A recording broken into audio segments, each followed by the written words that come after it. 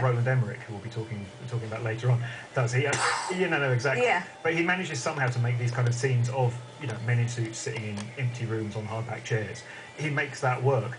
It's just you keep coming around to that same problem, which is that actually in 2012, as it will be next year, 2011 at the moment, talking about the 2012 elections, I don't know if what this film is saying is cute enough or is smart enough, because America's got bigger problems, actually, than the fact that individual politicians have strange proclivities. Yes, exactly. But I would recommend it, would you? I'd recommend it as a Friday night movie. I mean, I think what's interesting about it is that I think it probably has its shameless Oscar bait. Yeah. And I think it has... Pretensions is a cruel word, but I think it does have pretensions to being more than a Friday night movie. As a Friday night movie, it's fine. OK, next up is Anonymous, directed by Roland Emmerich and starring Rhys Ifans. The film asks the question, was Shakespeare a literary fraud? We all know William Shakespeare, the most famous author of all time, writer of 37 plays, and why we are here today. But what if I told you Shakespeare never wrote a single word?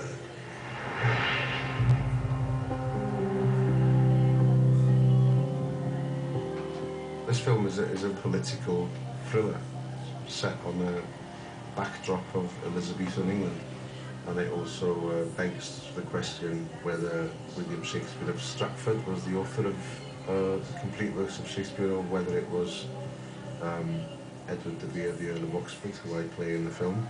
All art is political, Johnson, otherwise it would just be decoration.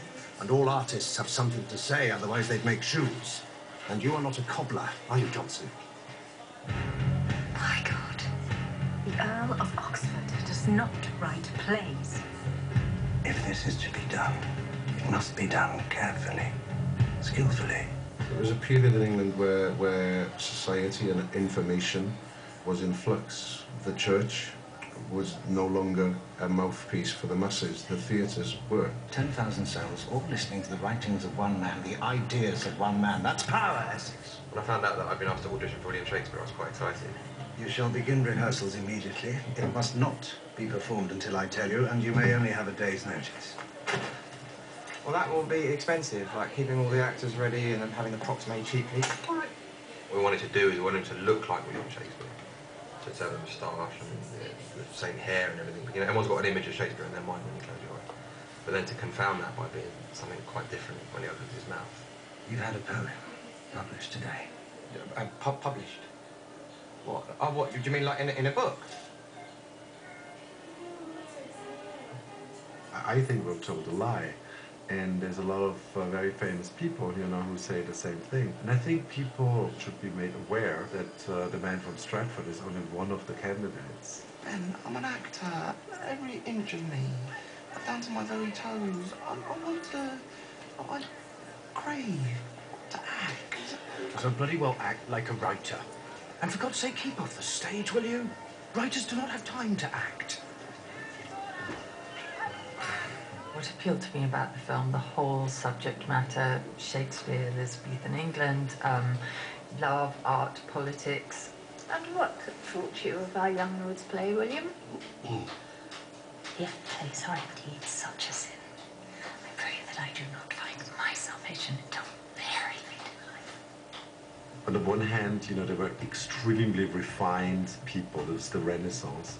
On the other hand, they were quite bloodlusty and used anything, to keep their power.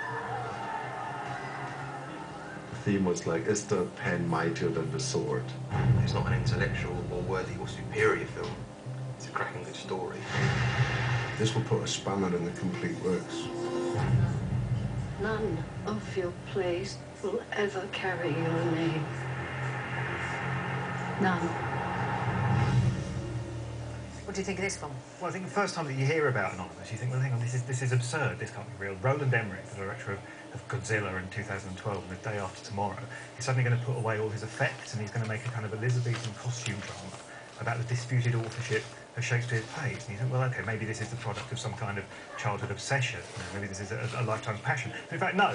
Because Roland Emmerich didn't like Shakespeare as a kid. He's given a few interviews where he's admitted that. And in fact, it was only when, as an adult, he saw some movies of Shakespeare's adaptations that he thought, and I have written this quote down, I'm reading this off the card, not just because it's live TV, but also because I've written it down.